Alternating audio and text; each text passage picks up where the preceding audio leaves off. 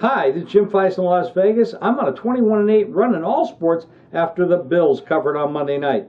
I have my NFC Game of the Year going on Sunday at VegasSportsMasters.com. It's $30 online, but you can get it for $5 by calling 888-777-4155. That's $5 by calling 888-777-4155. Now stay tuned as Dave Cokin and I break down the Sunday NFL card on Proline. All right, there's some good games in the NFL this weekend. You get some marquee matchups, and here's one of them. Dallas at Pittsburgh. The Cowboys just continue to play good football. Go in and just waxed Cleveland last week. That was a very easy win for them. It's basically like a bye week where they get credit for a win. The Steelers, they didn't have it so easy. They had to play New England and Baltimore, excuse me. And they just got wiped out early. Final score was respectable. If you look at it, if you didn't see the game, it's like, well, just lost by a touchdown, but they got outplayed badly in that game. But it was Big Ben's first game back off the injury, and he wasn't sharp. This is a really big game for these two teams. The Cowboys want to keep the momentum going, obviously, and the Steelers need the game. Well, they both need the game, but I'd like to say something about the Big Ben thing. The history says that when Big Ben is hurt and he comes back, I don't know what the actual numbers are, but it's like 0-8 or 1-8 in the next game as far as winning and covering, at least winning. He's not right. But he forces. He's a tough guy. Yeah, he sure is. He's a tough guy. But he comes back too soon, and the coaches let him come back too soon, and he was not ready. He was horrible in that game. That's not Big Ben. Big Ben's one of the best quarterbacks we've seen in a long, long time. He'll be sharper today. The problem is you're playing against, and we're going to talk a little bit about some of the subjects a little bit later. Dallas runs the ball really well. They have a great offensive line. They protect Dak Prescott, and he's keeping Romo on the sidelines unless Jerry Jones starts to interfere. But be that as it may, Dallas is a very solid football team. Pittsburgh has enormous offensive talent. And if Big Ben is sharp, this could be a hell of a game. But who the hell made, I guess I can say hell. Hell yes, I believe that's that. Yeah, it's all right. You can say worse than that if you want. I don't really want to. Okay. We'll just stick with hell. Pittsburgh opens a 3-point favorite over this team? Are you crazy? You got to be nuts. Well, of course, that number sitting out there, anybody with the right mind is going to grab it because you know it's going to go down, and it has gone down, and it will continue to go down. I wouldn't be surprised if it didn't end up picking because we really don't know at what point Big Ben will become Big Ben again. We know what the Dallas Cowboys are doing. They had like Dave said, they had a bye week last week against the Cleveland Browns, who looks like they're kind of throwing it in the towel now.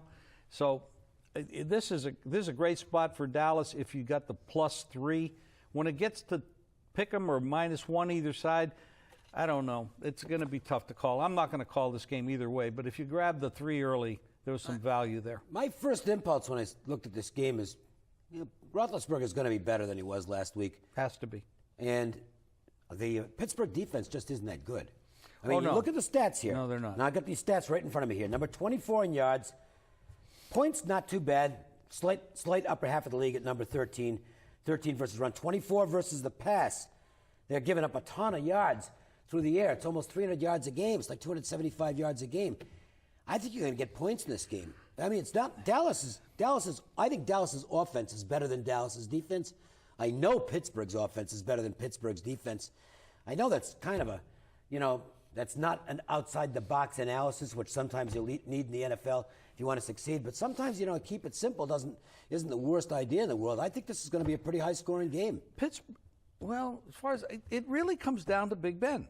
If he plays, he had rust. If he's really Big Ben, I agree with your analysis. But when you look at the way he played, if he's halfway between last week and what he could be, then I don't know that they can score enough points, and that's a problem. And Tomlin is he's an okay coach. I don't think he's a great coach. They've had too many times over the history where they'll come up big in a big game like this, and then fall off against somebody that's not so good. They kind of play the level of competition. This is a big game, It really comes down to Big Ben. The offensive line has to protect him as well because he's not as mobile. Speaking of offensive lines, yes, this is comical with Minnesota. I mean, this team's got a great defense, and we saw the first indication that the defense might be wearing down this past week against the Lions. End of the game, all of a sudden the Vikings can't stop the Lions. Then they let them roll down the field in overtime and lose the game. So you look at it and say, well, what happened to the Vikings defense? But it was the offensive line and their inability to create holes to run through and to protect the quarterback. And you've seen this terrific defensive unit that's going down the drain because the offense is that bad. I mean, the Vikings are completely in the wrong direction now. 32nd in yards, 31st in rushing. Top 2 running backs. That's the worst line in the league, isn't it?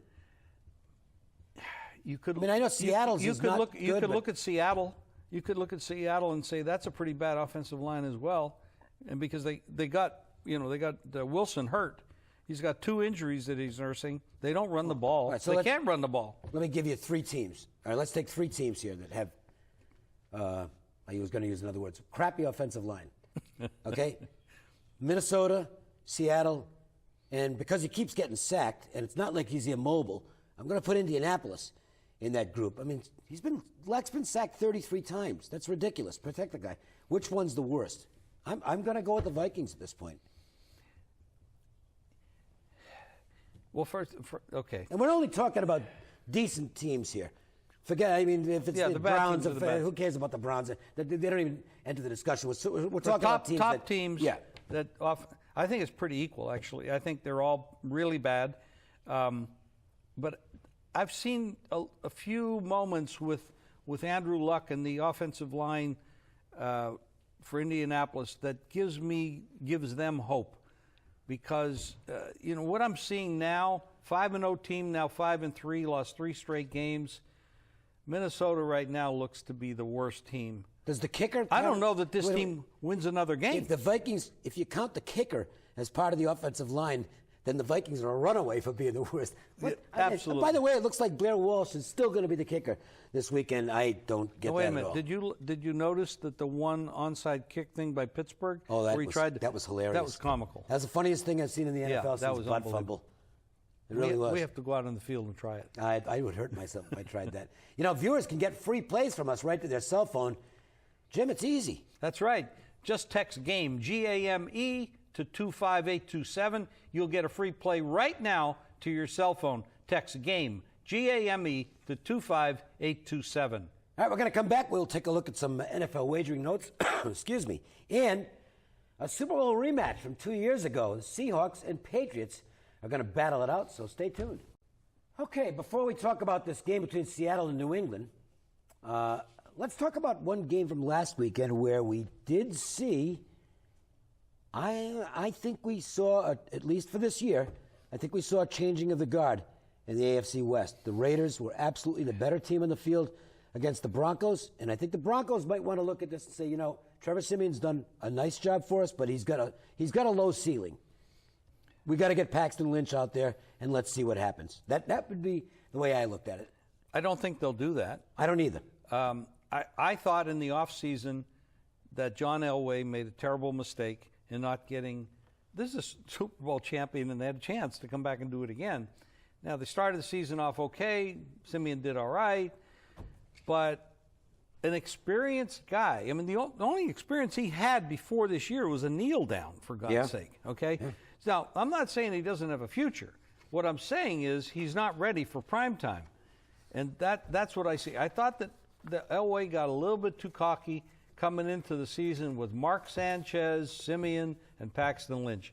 There's nobody there that I would consider even a medium quarterback from what we've seen going into the year. What about the Raiders? Oh, how legit is this? First of all, legit. I love Derek Carr. I mean, this kid can throw the ball. He's smart. He makes good decisions. He's very accurate. Their offense is prolific. The defense ranks near the bottom of the league. That bothers. You don't usually win Super Bowls or playoffs with a bad defense. I think it's starting to get a little bit better. I don't know, because we're talking about them going up against Siemian. Yeah. Okay, so you got to look at what they looked played.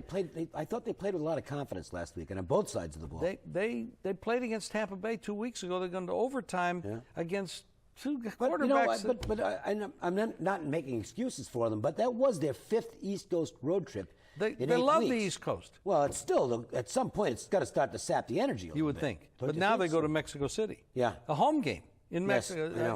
I don't know the schedule. Well, their home games in a few years will be right here in Las Vegas. We won't have to worry about that. All right, so New England is at home to Seattle this weekend. And I talked to a few of the guys that we have on the radio show, the Las Vegas Sports Line. It's a daily show. Here's on ESPN Radio here in Las Vegas that I host with Matt Humans from the Las Vegas Review-Journal. And Jim's with us on Thursdays. Right now, the number is already approaching a touchdown. It's over a touchdown. It is. Well, yeah, I think It's there's 7.5. I'm looking at it right now. Okay, there is some 7, right? No 7. So it's gone to 7.5 now. All right. I think it was 7 earlier in the week, and that's the AFC number to win the Super Bowl against the NFC. Now that's a really high number for this time of the year. And this might be the matchup. It's possible. Yeah. Well, the point is that normally at this time of year, because you're talking about any team from one conference as opposed to any team from the other conference, you're normally looking at 3s or in that range. Exactly. This is a full touchdown plus now with the AFC favored over the NFC, and that's clearly because of the Patriots. And actually, the Cowboys would probably be the second choice right now. I think they're the favorite out of the NFC. That tells you how dominant this New England team is right now. They're that much better than everybody else, and I think it's totally legitimate. 2 reasons for that. New England is very, very good, but the rest of the league is down a lot.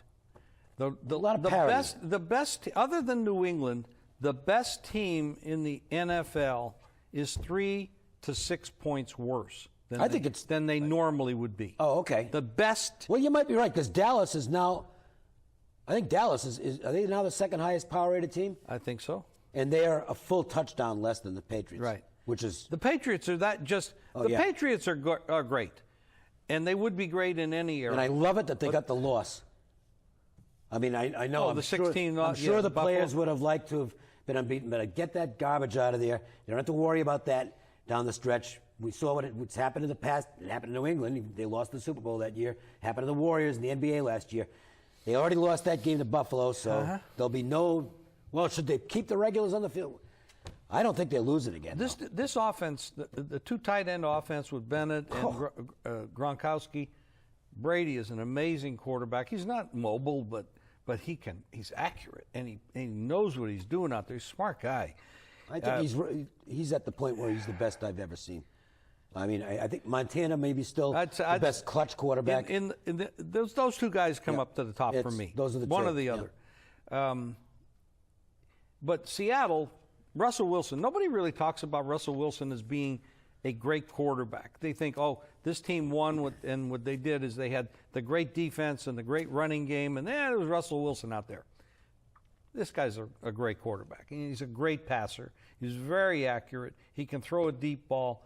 The problem is right now, he's not mobile. He's got 2 leg injuries. He just can't move. He used to get like 700-800 yards a year. I think he's like 50 yards for the whole year. He just isn't mobile. Now, that puts a lot of pressure on your offensive line. We're speaking about offensive lines. Seattle has one of the worst. But they are Seattle, and they do know how to win. And, they went down to Arizona a couple of weeks ago, and they got into a 6-6 tie against a pretty darn good Arizona team, or at least we thought they were. And then, of course, they went up to New England, to Carolina, and got flubbed. But this is going to be a heck of a game. All right. If you want to get free plays every day on a recorded message from our Vegas experts, there's a toll-free number to call, 888-478-9222. And follow me on Twitter, Facebook, Instagram at Jim Feist Sports. And feel free to send me a direct message with any question about the Las Vegas wagering scene. And thanks for joining us. We'll see you again next week with another edition of Proline.